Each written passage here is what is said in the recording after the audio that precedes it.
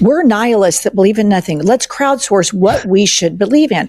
Also, we have the exact same pimps that MAGA has. The AIPAC pimp buys Donald Trump. The big tech pimps buy Donald Trump.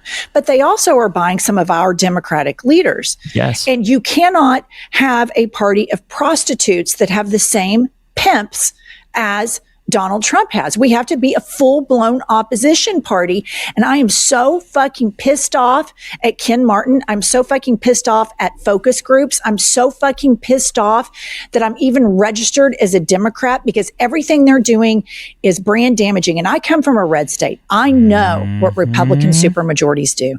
I know how they are parasitic. They are compulsive liars. They Come to the dark side. Weaponize faith to get these earnest voters to come in and vote for them. And they've been doing it for decades, and it's a race to the far left is calling you. Bottom. And if I blow, no, it's been corrosive, strutting down this muddy road, made more friends than foes. Did so many shows, said yes to a lot of them. A few weeks later, I don't hear. Ladies and gentlemen, brothers and sisters, comrades, friends, people I don't like. It's Pinhead Politics. I'm your host, DJ Pinhead. We're going to talk about the DNC autopsy today. Ken Martin, I think he is the director or chair or head of the DNC, the Democratic National Committee. He recently took on the job to steer the Democrats in a different direction, I'm going to assume, learning from their past mistakes, his words. And ultimately, every single time they win or lose an election, they give themselves an autopsy in which they go over their perceived wins and losses and why. They recently released the report, and David Hogg, one of the former heads of the DNC, is talking to talking to Jennifer Welch about it. I'm going to go ahead and check it out.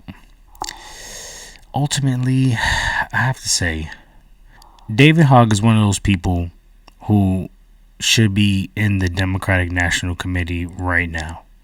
He should be leading in ensuring that we have new progressive voices stepping up to take the mount in places that we can actually win because he can identify it. Democrats want no parts of that. And I don't want this to just be a show where I just kick Democrats constantly, but they don't give us a lot of options and they don't give us a lot of material to work with. It's really hard to support them. So we're going to go ahead and check it out. Joining me today on iHip News is David Hogg, former DNC vice chair and president of the Leaders We Deserve. Of course, we are here today to talk about the utter breathtaking incompetence of Ken Martin, the DNC, and the autopsy. David, let it rip. I mean, Jesus Christ, last election was defined more than anything by the fact of the incompetence of the previous administration, only to then result in us having this whole, Ken's whole thing was running on releasing this autopsy report. It's not like somebody forced him into this position. It was literally the thing that he ran on while he was running to be chair of the DNC, only for him to release a report that is incomplete, incoherent, incompetent, and terrible overall. That doesn't mention Gaza once. It doesn't mention inflation. It doesn't mention President Biden's age at all. And it is ridiculous that we continue to have people in the Democratic Party that continuously fail upwards. We need to actually hold people accountable and make sure that we have proper leadership. The fact of the matter is, if we have a guy at the DNC that cannot even put together a report in a year and a half, how can we trust him to run the presidential primary? I completely agree. It is humiliating. Anybody who cannot, in this political climate where you have dipshit, incompetent, dementia-ridden criminals, dirty cops committing crimes, covering up for pedophiles. And our approval rating is at the same with our party as it is with nationally with Republicans. Ken Martin is an abject. She's talking about the fact that Donald Trump's approval rating sits at, I think, 39 to 41%, and so does the Democrats. How is that possible? How is that you're the opposition party and you're just as bad as the leader of that party? It's a sad day to be a Democrat. I am glad I am not one. Failure. He is representative of how Democrats wet the bed, crowdsource what they're supposed to believe in, and do not put fighters at the top of the ticket. I think Ken Martin needs to resign immediately. I think you should run for DNC chair. I am so sick of these lackluster Facts. David Hogg should be the DNC chair. milquetoast Democrats. I want to start with one of the most damning lines from the report. The autopsy states that the problem wasn't Democratic policy or party brand. What's your response to that? It's ridiculous. Our brand is everything. Our candidates are our brand. That is why people go out and vote in the first place. And what really pissed me off about this report more than anything was the fact that it's not because there weren't people in the room when they were creating this, telling them, hey, we need to talk about Gaza. Hey, we need to talk about inflation. Hey, we need to talk about the president's age, right? I was the person in that room. I ran to be vice chair of the DNC to speak for young voters and tell the institution of the DNC what they needed to hear, even if they didn't want to hear it. I remember in our first meeting of the officers in the DNC building, when we were talking about the results of the last election and the preliminary findings of the early autopsy, what we were going to say, what we were going to talk about, and nobody mentioned Gaza when they were talking about young voters. So I said, I know you guys don't want to talk about this, but if you're going to talk about why we lost young voters, you're going to have to talk about what happened in Gaza and the atrocities that were going on there that turned off many young voters. And to my surprise, everybody's response in the room was, no, David, no. We absolutely do and should need to talk about that. And then clearly they were too scared to put that into the report or anything of substance into the report that actually was the Yo, they gaslit homie to the full. They super finessed him. Yeah. Absolutely. Yeah, we gotta talk about Gaza. Oh man, you're right. Yeah, thank you for bringing it up. Yeah, don't do that. like they have no interest in actually trying to do the thing that the base wants them to do. Like, when are all of the Democrats going to figure that out? driving results of the election in the first place. And that's what really pissed me off, right? We are in a position right now where this was a opportunity for the DNC to show voters that we are turning a corner as a party, that we are actually holding ourselves accountable, and we're not just going to continue letting people like fucking Mike Donnellan make $4 million off of losing elections, that we're going to keep hiring the same consultants, that we're going to keep hiring the same people over and over and over again, that repeatedly fail over and over and over. And yet that is exactly what this report does. It proves that the establishment is effectively dead and that this is an incumbent protection racket. This entire town is focused not on winning elections for Democrats in DC. It is focused on keeping the same people in power, even if that means it keeps us in the minority. And it is beyond time that we go beyond this and we bring in fresh blood into our party that actually does hold ourselves accountable and doesn't just say, you know what, our entire guiding philosophy as a party is to do whatever pisses off the fewest people within the establishment or whatever pisses off the fewest donors. Because guess what, Jen? We're getting the worst of both worlds, where we are both pissing people off and not fundraising at the same time. The DNC is $3 million in debt as the RNC has $100 million. What the hell are we doing here? How much longer are we going to let this continue? There is so much more risk in letting Ken Martin stay there as chair of the DNC than there is in finding someone new. That's what we need.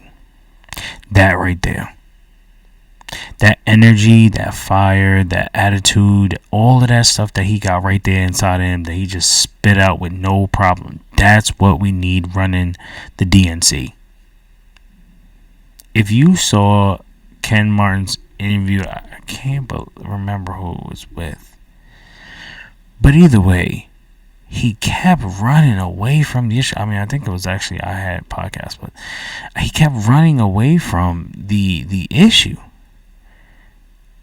we need somebody that's not afraid to just speak the truth, say what they mean, say what the people need, and try to go actually get it. Jeez, Lou, man, this is insane. It's literally a layup right now to have the most popular Democratic Party imaginable. Take out the incompetence and the breathtaking, glaring bullshit in this autopsy. Remove that, put that aside for now, which is enough for Ken Martin to be fired, for him to resign this very second. But just go with the fact that you have a culture at the DNC where they want to crowdsource what should we believe. We're nihilists that believe in nothing. Let's crowdsource what we should believe in. Also, we have the exact same pimps that MAGA has. The AIPAC pimp buys Donald Trump. The big tech pimps buy Donald Trump. But they also are buying some of our Democratic leaders. Yes. And you cannot have a party of prostitutes that have the same pimps as Donald Trump has. We have to be a full-blown opposition party. And I am so fucking pissed off at Ken Martin. I'm so fucking pissed off at focus groups. I'm so fucking pissed off that I'm even registered as a Democrat, because everything they're doing is brand damaging. And I come from a red state. I know what Republican supermajorities do. I know how they are parasitic. They are compulsive liars. They Come to the dark side. Weaponize faith to get these earnest voters to come in and vote for them. They've been doing it for decades, and it's a race to the far left is calling you bottom. And I believe in the Democratic Party, but this version of it is the most pathetic, limp dick version of any political party I've ever seen in my life. So this is part of the reason why most people are becoming progressives, just full-on progressives, because we're starting to realize that things like education and free healthcare, and things like Medicare for all, eliminating student debt. They're starting to realize all these are not radical ideas. These are normal, simple ideas. And Democrats can't seem to fight for them. Democrats can't seem to get off their ass and do the number one thing we really need them to do, which is go out there and fight Republicans for these things and try to fight for the hearts and minds of the electorate. Next, they're talking about Democrats taking corporate money in order to win. And of the American dream that we're seeing every single day. Okay, a few follow-ups. Number one, this notion within the DNC, we have to take corporate money to be competitive. This last race, Kamala outraised Trump. She outraised him, and he still won. So we had all of the corporate donations, and we still lost against a dementia-ridden, convicted felon that wears a full face of makeup. Populist, albeit psychotic, but a populist message. We fucking lost to that guy who tried to overthrow a free and fair election. So that fundraising thing, especially when you look at how Zoran Mamdani in New York took on billionaires. He took on a Democrat named Andrew Cuomo with all the backers of all the establishment. He beat his ass twice. Democrat. Cuomo's a fucking Republican. That dude's a fucking Republican now. So I'm calling bullshit on all of that. I think they enjoy being prostitutes. They enjoy being pimped out by these corporations, because why else would you continue to do it at this point? Number two, the Democratic Party tries to treat us the way MAGA treats their base, which is condescension. In a patronizing way. These are what we think. This is how we're going to win. We have to move to the center, and you guys need to go along. You may remember about a year ago or 8 months ago, I had Cory Booker on my podcast, and I called him out for Benjamin Netanyahu and AIPAC donations. And he said, I don't like this. They don't do this on the right. They don't call each other on the right. And I was like, well, yeah, they actually do. And what happens is your Massey, your Liz Cheney, you get sent out to pasture, Jeff Flake, et cetera. We have to call out our politicians. We have to say they're the cult. We're not. We hold our own accountable. Hakeem, what the actual fuck are you doing taking money from Palantir? What is going on? That's how everybody who is paying attention feels that way. Tell me I'm bugging.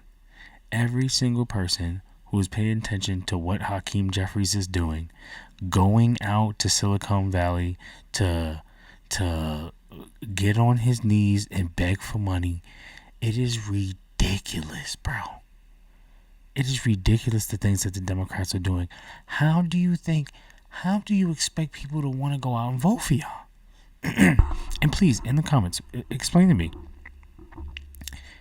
what is my incentive, right? What is my incentive to vote for Democrats? They're going to, yes, give you incremental policies. Yes, the black median income is going to go up a little bit. Yes, they're going to probably help with some type of child tax credit, but they're not going to actually do the things like hold people accountable that put us in this position in the first place. They're not going to actually fight for the things that the base wants, and then ultimately they're going to lose to Republicans, and the Republicans are going to destroy it again. Why should I hand you my vote? Go into the comments. Please, somebody enlighten me. On there. Chuck Schumer resigned, and we have to have a DNC or some operation that fights. I think so many people, if they saw Democrats quit being pussies, our popularity would explode. But I also want to say one thing to the people that are doing the work that you're doing, that I think this is really important, because I know that people will dunk on you. If you back a candidate and then she loses, then you have all the centrists, the third way people that come out and want to dunk on you online. It's important that we keep the faith that, look at what Bernie did. He never won president. Or AOC. But he made it. Yeah. They are making a difference. And so you got within 1,200 votes. We're going to keep organizing. We're going to keep fighting. We're going to tell the Democratic Party, quit being prostitutes, quit whoring yourself out to the same pimps that own Donald Trump. It's gross. It's disgusting. Nobody likes it. Grow a pair and fight. Okay, let's get a little bit more into the autopsy. I just had to respond to all of those things really quickly. Let's talk about. She was actually asking them a question. So this autopsy that they're talking about is actually from, I think Ken Martin did an interview with the guys from Pod Save America. We actually have a little bit of it. We're going to break it down. Well, we're going to play some of it for you guys to check out before we close out. At long last, the 2024 DNC autopsy report has been released, and It is kind of a disaster. As we had discussed on the show, it turns out that Paul Rivera, the person tapped by the DNC, by DNC Chair Ken Martin to produce this report, just kind of shit the bed and turned in. He's already been surpassed by AI. Yes, he turned in this incomplete analysis. It's riddled with errors. It's not backed by source materials. It seemingly is written by AI in a lot of places. Ken Martin released a statement about the autopsy in conjunction with the report. I'll just read a bit of it. When I received the report late last year, it wasn't ready for prime time, not even close. And because no source material was provided, fixing it would have meant starting over from the beginning. Every conversation, every interview, every data set, ... I'm not proud of this product. It does not meet my standards, and it won't meet your standards. I don't endorse what's in this report or what's left out of it. I could not in good faith put the DNC stamp of approval on it, but transparency is paramount. So today I'm releasing the report as I received it in its entirety, unedited, unabridged, with annotations for claims that couldn't be verified. Just to give you guys a sense of the kind of errors we're talking about, on page 18, the report talks about the 2022 Georgia Senate election and refers to it as an attempt to, quote, push through an unqualified candidate whose job would have been little more than rubber stamping the president's agenda. The DNC affixed a footnote to that passage saying, quote, in 2022, Joe Biden was president. So small detail there. So, John, we're all still combing through this report. It's like 200 pages long. What's your reaction to all this so far? So my first reaction is, like, I wanted to be careful here because I've always thought that people who sort of admit mistakes and then say, okay, I'm sorry full transparency. Like, we want to incentivize that behavior, because we don't want people to think, why would I tell the truth now and release what I promised I'd release? Because then I'm just going to get even more shit and it's going to be worse, because we've had these conversations being in politics. And so, like, Ken Martin gets credit, I think, for doing that. Like, it is belated, but he put it out, he apologized, so that is good. On the other hand, the more I like read his statement and read his Substack and then looked at the report, like, you know, he lied. Like, he promised a report. He put his incompetent friend in charge of it. The incompetent friend created an incoherent product. Then Ken announced that they weren't going to release the report for reasons that had nothing to do with the truth about why they weren't releasing it. Then, when anyone asked about it, including me, he decided to not just lie, but gaslight people into being like, you're the problem. Why don't you want to win? Why are you looking in the past? And then there's like an internal revolt at the DNC and among donors and DNC members. And so then they release this. Like, it's just not, he says in his Substack, this is one of the lessons that he has learned, that he puts in the Substack piece about this, about the autopsy. Some bullshit. That's what he puts in there. That's what he puts in Substack. Some bullshit.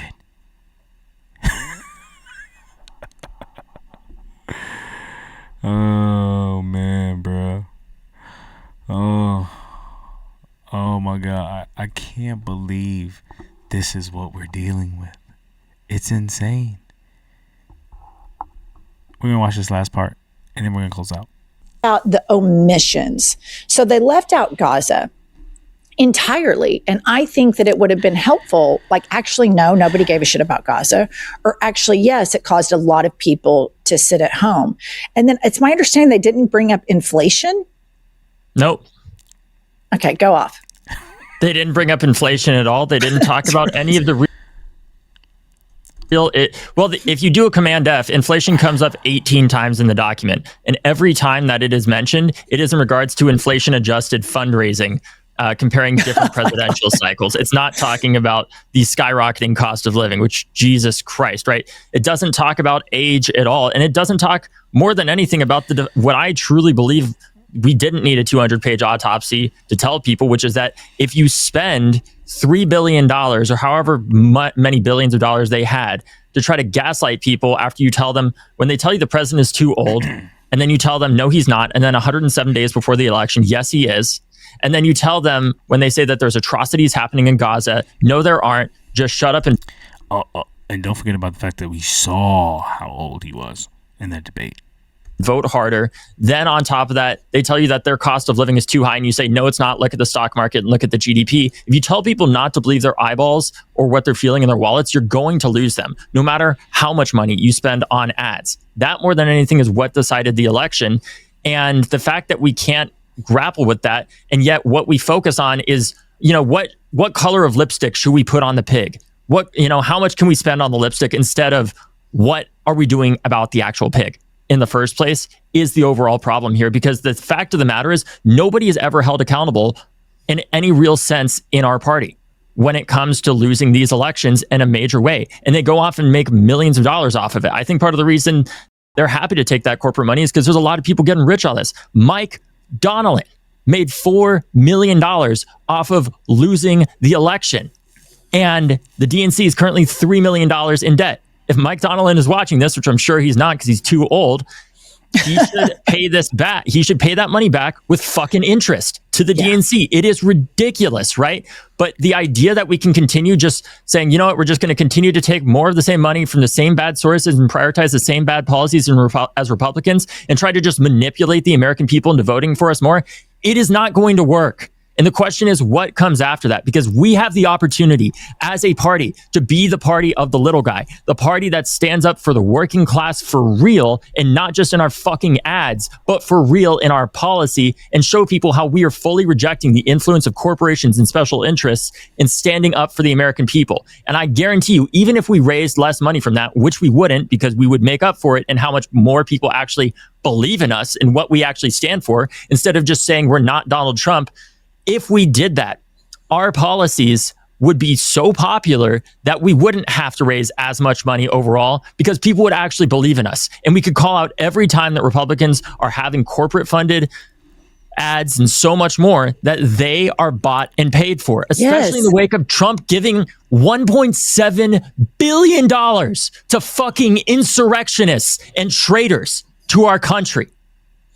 You're After exactly, doing that, you're we have onto the opportunity something. to be the anti-corruption party, Jen, and it makes me so fucking livid that we're in a place where people continue to prioritize their own self-interests over the betterment of this country, over democracy itself, because they're saying, well, you know, at least I can go and make my $4 million off of this and we can ride off into the sunset because I'll be fine in fucking Geneva as America falls apart. That is not acceptable for a political party. We need to hold ourselves accountable, and that means having the conversations that many people don't want to have about the people that got rich off of last election and the people that continue to get promoted despite epically failing in a way that wouldn't even be allowed for a middle schooler. If you turned in this report to a middle school teacher, you would fail.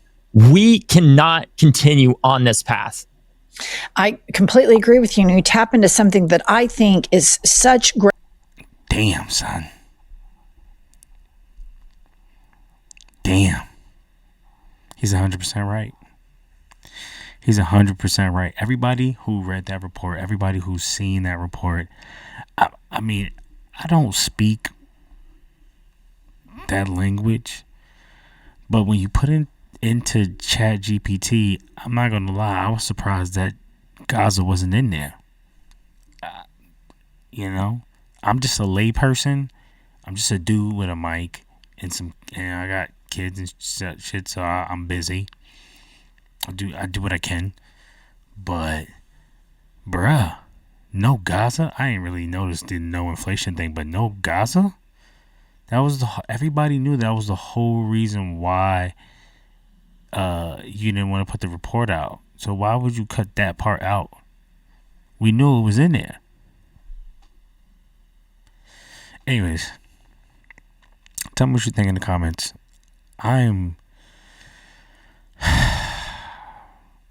Listen, I'm not trying to make these episodes about how terrible the Democrats are. They just keep doing this shit. That's what I'm saying. I vote third party specifically for that reason, because I don't have time to deal with them and their BS. Y'all want to keep dealing with them? So be it. Go do your thing. Tell me in the comments. I promise you I'll read it. And maybe I'll even comment. But I gotta tell you, I don't know. Good luck. Good luck to you guys, because we got a whole nother movement going on over here. Peace and love. May a good Lord bless your bones, as the old folks used to say. And if I blow, We out here. no, it's been corrosive, strutting down this muddy road. Made more friends than foes. Did so many shows, said yes to a lot of them. Few